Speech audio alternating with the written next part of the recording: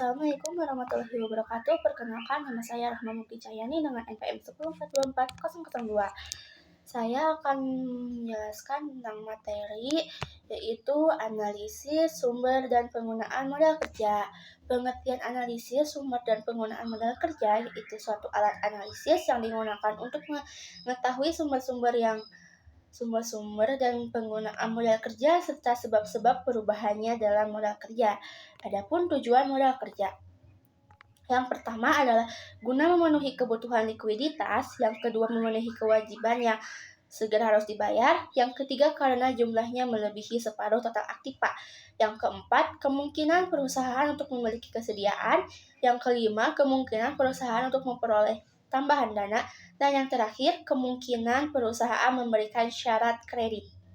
Adapun konsep modal kerja, yang pertama kuantitatif, jumlah yang diperlukan untuk mencukupi kebutuhan perusahaan dan membiayai operasinya yang bersifat rutin, tujuan operasi jangka pendek, dan tidak mementingkan kuantitas dari modal kerja.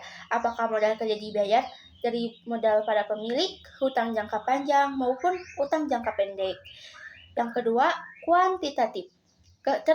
Tersedianya aktiva lancar yang lebih besar dari hutang lancar akan menunjukkan MOS bagi para kreditur jangka pendek serta menjamin kelangsungan operasi perusahaan di masa mendatang. Yang ketiga, fungsional. Semua dana yang dimiliki oleh perusahaan ditunjukkan untuk menghasilkan laba bagi perusahaan, baik laba yang dihasilkan sekarang maupun masa yang akan mendatang. Adapun yaitu jenis modal kerja. Yang pertama, kantor. Gross working capital yaitu seluruh komponen yang ada di aktiva lancar, kas, bank, surat-surat berharga, piutang, dan kesediaan secara keseluruhan dan sering disebut modal kerja. Yang kedua, bersih. Net working capital. Seluruh komponen aktiva lancar dikurangi dengan seluruh total kewajiban lancar atau hutang jangka pendek, utang dagang, utang wesel, utang bank jangka pendek, utang gaji, utang pajak, dan utang lancar lainnya. Adapun penggunaan modal kerja. Yang pertama, pengeluaran gaji, upah, dan biaya operasi perusahaan lainnya. Yang kedua, pengeluaran untuk membeli bahan baku atau barang dagangan. Yang ketiga, menutupi kerugian akibat penjualan surat berharga. Yang keempat, membentuk dana pensiun, dana ekspansi, dana perluasan obligasi. Yang kelima, pembelian aktiva tetap, tanah, bangunan, kendaraan, mesin, dan lain-lain. Yang keenam, pembayaran utang jangka panjang, obligasi, hipotek, utang bank jangka panjang. Dan yang ketujuh, pembelian atau penarikan kembali saham yang beredar. Yang kedelapan dan yang terakhir, pengembalian atau barang untuk kepentingan pribadi.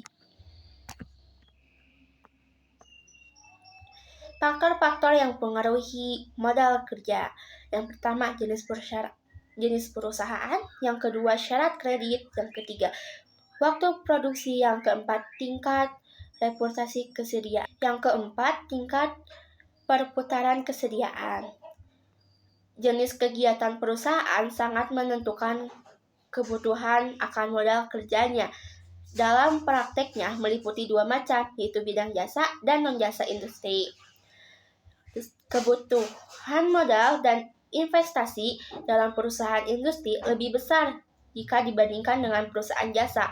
Syarat kredit atau penjualan yang dibayarkan dilakukan secara angsuran sangat mempengaruhi modal kerja. Salah satu cara untuk meningkatkan penjualan yaitu melalui kredit, syarat-syarat kredit.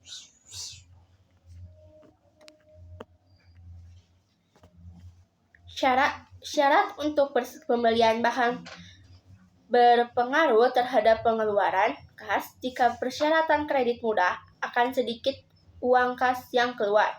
Syarat penjualan barang dilakukan agar menarik minat di debitur.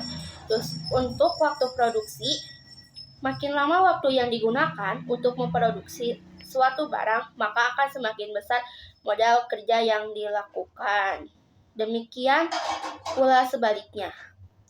Sumber modal kerja yang hasil operasi perusahaan, keuntungan penjualan surat-surat berharga, selisih antara harga beli dengan harga jual surat berharga, penjualan saham. Hasil penjualan saham digunakan sebagai modal kerja. Penjualan aktiva tetap yang kurang produktif atau masih menganggur dapat dijadikan uang kas atau piutang sebesar harga jual.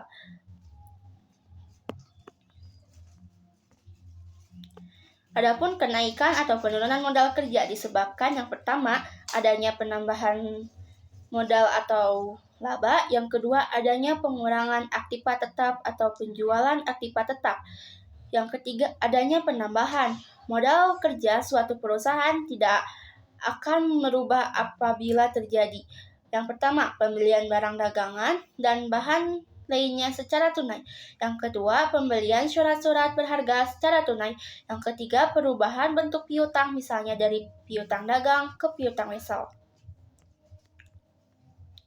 Adapun laporan perubahan modal kerja menggambarkan yang pertama posisi modal kerja per periode, yang kedua perubahan modal kerja, yang ketiga komposisi modal kerja, yang keempat modal kerja yang berasal dari penjualan saham utang jangka panjang, yang kelima jumlah modal tetap yang digunakan untuk aktiva tetap. Adapun yang terakhir yaitu prosedur analisis sumber dan penggunaan modal kerja. Yang pertama, menentukan besarnya perubahan modal kerja. Yang kedua, mengidentifikasi dan menentukan besarnya sumber modal kerja. Yang ketiga, mengidentifikasi dan menentukan besarnya penggunaan modal kerja. Yang keempat dan terakhir, membuat laporan sumber dan penggunaan modal kerja. Sekian dari saya. Wassalamualaikum warahmatullahi wabarakatuh.